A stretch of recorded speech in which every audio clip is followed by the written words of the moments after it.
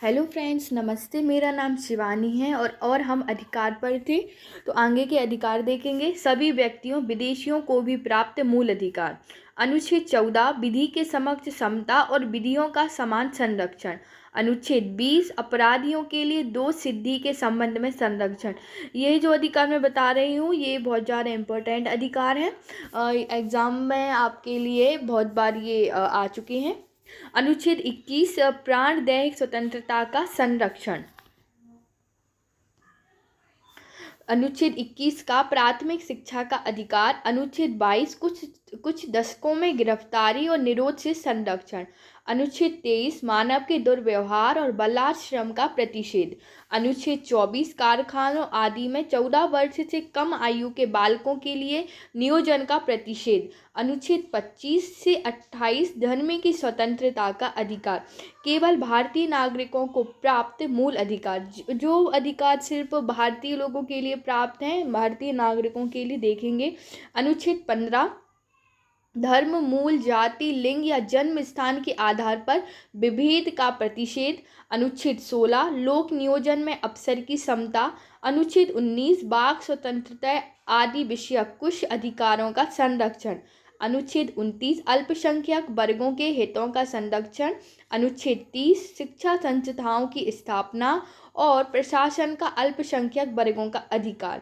मूल अधिकार और उनका संशोधन। भारतीय संविधान का अनुच्छेद 368 संसद को संविधान में संशोधन करने की शक्ति प्रदान करता है, लेकिन संसद मूल अधिकारों में संशोधन कर सकती है या नहीं, यह काफ़ी समय से विवाद का विषय रहा है।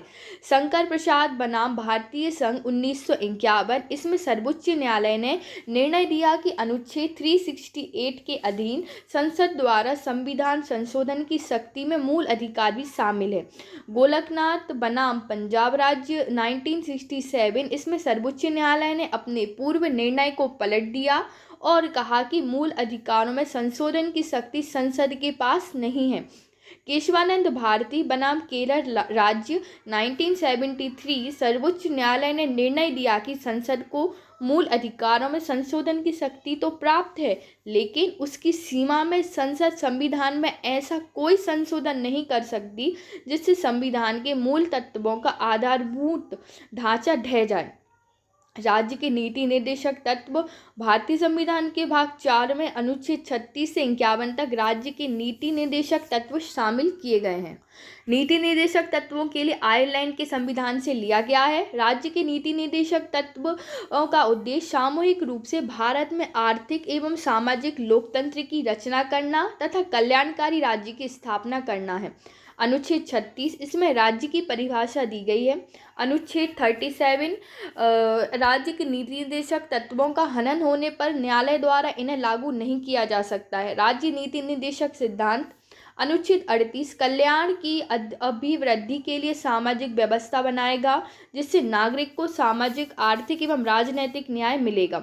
अनुच्छेद 39 का राज्य प्रत्येक स्त्री और पुरुष को समान रूप से जीविका के साधन प्रदान करने का प्रयत्न करेगा। अनुच्छेद 39 खा राज्य देश के भौतिक साधनों के स्वामित्व और नियंत्रण की ऐसी व्यवस्था करेगा कि अधिक से अधिक सार्वजनिक हित हो सके। अनुच्छेद 39 गा राज्य इस बात का भी ध्यान रखेगा कि संपत्ति और उत्पादन के साधनों का इस प्रकार केंद्रीकरण ना हो कि सार्वजनिक हित की किसी प्रकार की हानि पहुँचे। अनुच्छेद 39 खा राज्य प्रत्येक नागरिकों को, चाहे वह स्त्री हो या पुरुष, समान कार्य के लिए समान वेतन प्रदान करेगा। अनुच्छेद 39 राज्य श्रमिक पुरुषों और स्त्रियों के स्वास्थ्य, शक्ति तथा बालकों को सुकुमार अवस्था का दुरुपयोग ना होने देगा। अनुच्छेद 39 चा बालकों, स्वतंत्र और गरिमामय वातावरण में स्वस्थ विकास के अवसर और सुविधाएं दी जाएं। बालकों और अल्पवयस्क व्यक्तियों की शोषण से तथा नैतिक और आर्थिक परित्याग से रक्षा की जाए। अनुच्छेद 39 समान न्याय और निःशुल्क विधिक सहायता की व्यवस्था। अनुच्छेद 40 ग्राम पंचायतों का संगठन। अनुच्छेद 41 कुछ दशाओं में काम, शिक्षा और लोक सहायता पाने का अधिकार। अनुच्छेद 42 काम की न्याय संगत और मनोवांछित दशाओं का प्रसूति सहायक का उपबंध।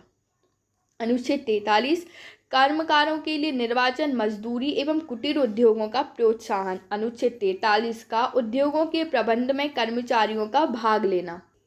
अनुच्छेद 43 का सहकारी समितियों की अभिवृद्धि। अनुच्छेद 44 नागरिकों के लिए एक समान सिविल संहिता। अनुच्छेद 45 6 वर्ष से कम आयु के बालकों के लिए प्रारंभिक बाल्य व्यवस्था, देखरेख और शिक्षा का उपबंध। अनुच्छेद 46 अनुसूचित जातियां, अनुसूचित जनजातियां और अन्य दुर्बल वर्गों की शिक्षा और अर्थ संबंधी हितों की अभिवृद्धि। अनुच्छेद 47 पोषण आहार स्तर, जीवन स्तर को ऊंचा करने तथा लोक स्वास्थ्य का सुधार करने का राज्य का कर्तव्य। अनुच्छेद 48 कृषि एवं पशुपालन का संगठन।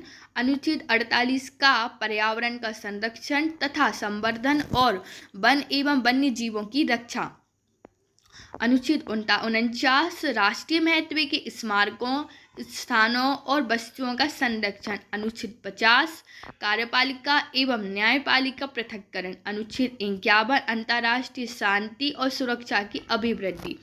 थैंक यू फ्रेंड्स, हमारे वीडियो के लिए एंड तक देखने के लिए। ऐसे ही स्टडी से संबंधित वीडियो देखने के लिए हमारे चैनल के लिए शेयर कीजिए, सब्सक्राइब कीजिए और हमारे वीडियो के लिए लाइक कीजिए।